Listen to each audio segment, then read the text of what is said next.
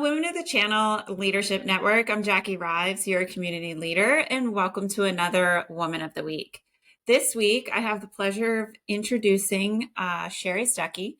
She is the Channel Marketing Director with Fortinet. Hi, Sheri. Thank you so much for joining me today. Good morning. Thank you so much for having me. Well, I am so excited to get to know you better. So let's start off with a couple of our icebreakers. Where do you live and where did you grow up, if that's different? I actually was born and raised in the Bay Area, and I still live in the Bay Area, so I didn't go very far. I feel like that would be hard to leave, so I can't really blame you. I've seen a lot of change, that's for sure. Oh, I bet you have. I bet you have. All right. Well, let's pivot to perhaps a little known fact that you don't mind sharing about yourself.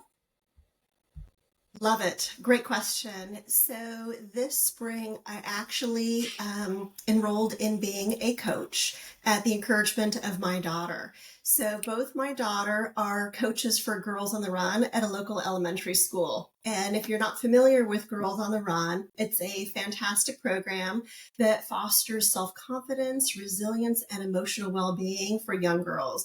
And at the end of the season, we actually run a 5K. So I'm super, super excited. It's just a lot about body positivity for these young girls. So it's amazing.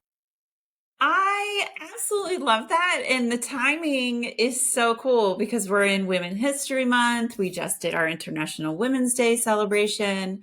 And the UN's theme is all about investing in that next generation. So, what a cool thing to do with your daughters, too. So, I love that. Thank you for sharing. Yep.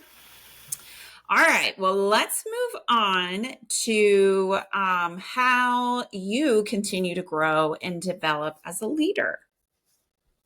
Yeah, that's so important just in our careers. So one of the ways that I try and grow and develop as a leader is through professional development. So that could be through webinars, reading articles, blogs, books. You're never too old to learn new things. So that's one of the ways that I do that. Having a strong network of both Mhm. men and women, as well as having strong mentors. And having the mentors has actually been a cornerstone of my professional growth. My mentors throughout my life have been so impactful in guiding me through challenging situations. And I love how each of them brings a unique perspective given their path through their career. And networking, we all know it's all about your network. So sharing those experiences and insights I find really helpful for my growth. You mentioned some great things. I agree with you. Continuous learning is so important. It's something that I crave personally, but totally agree with that. I love that you brought up mentorship. Also coincidental because that's where we focused our International Women's Day celebration. So I didn't pay her to say that. But I love that you bring that up and how important it is and just having that diverse, I'm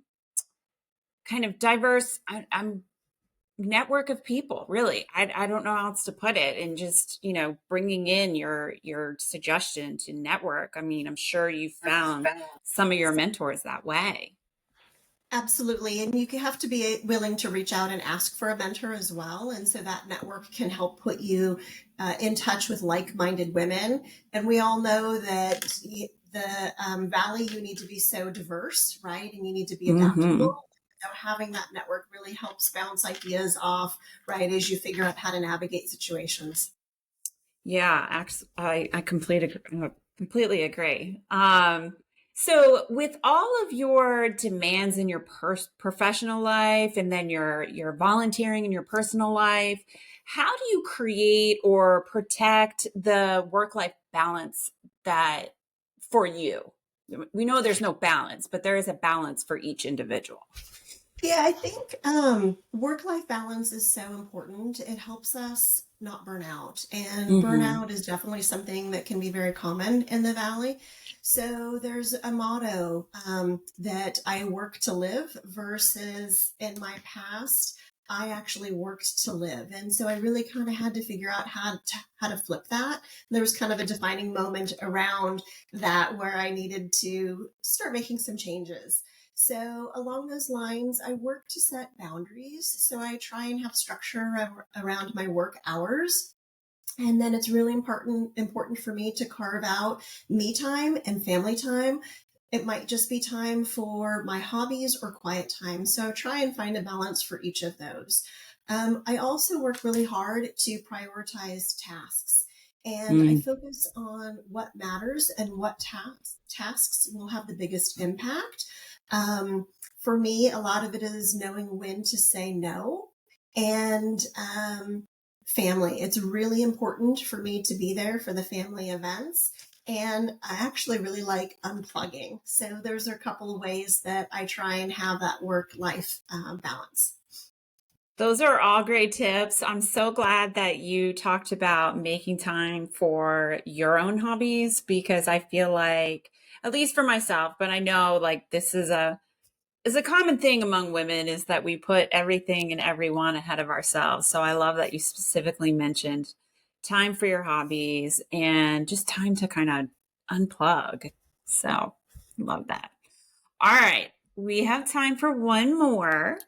So let's go into what are some best practices that you use to manage your time?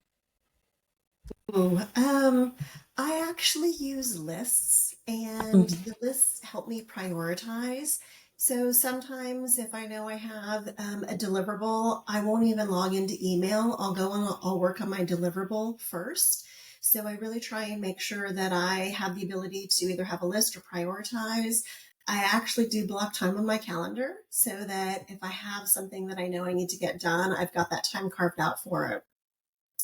One of the other kind of unique things as we grow and mature and learn, I have learned to know what is the best time where I'm most productive.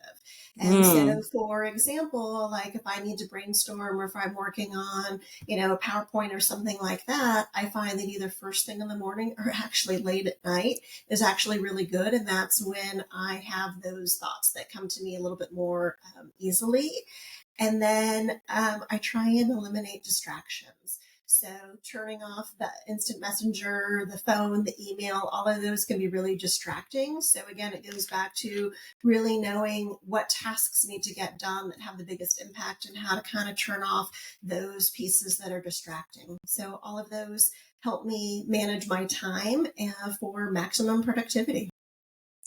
Yeah, I actually I want to just stress the one thing that you said because this was something that I did not it didn't really click for me until last year or the year before, but very recent. And I've been at this for a really long time, but just knowing when I'm most productive or when my thinking and reasoning is like its strongest, and then just not being afraid to just say, like, like for me, it was just telling my manager, like, hey, can we do our one-to-ones like in the morning or early afternoon? Because this end of day was just not working for me. Like I just found, that's just where I'm like not as good at thinking and processing. I'm like pretty much exhausted by then. So never be afraid to ask to Right. reschedule something or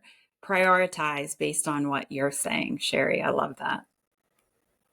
Awesome. Yeah. So this was so good. You gave us so many good insights and um tips and tricks that we can apply to our lives, which would be so useful. So thank you for that. And thank you so much for your time and allowing us to celebrate you as our woman of the week. For having me. This was a blast. I love doing this and I love sharing my tips and tricks. Yes, I love it. All right, community members, please give Sheri your high fives, share your tips. This is how we grow and help one another. So until next time, have an amazing week.